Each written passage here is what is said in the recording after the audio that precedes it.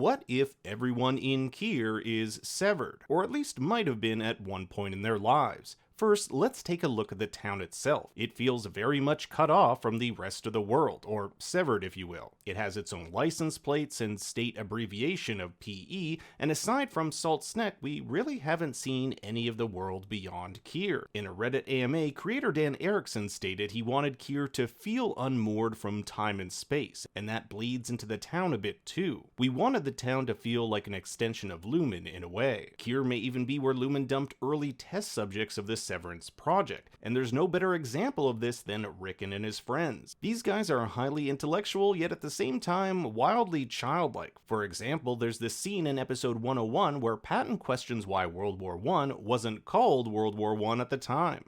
No one would have called it World War I because World War II hadn't happened yet. Or how about when baby Eleanor is found, he yells that he was the first one to find her, like a kid winning some sort of competition. I found her! I found your child!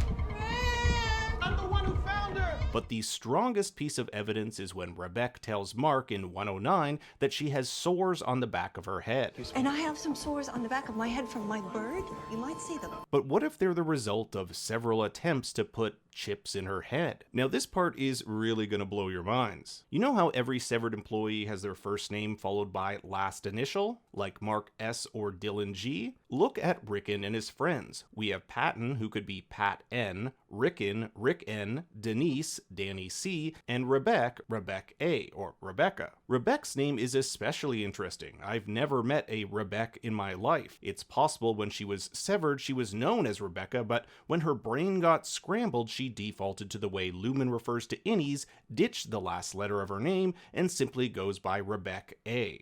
Rebecca. Rebecca.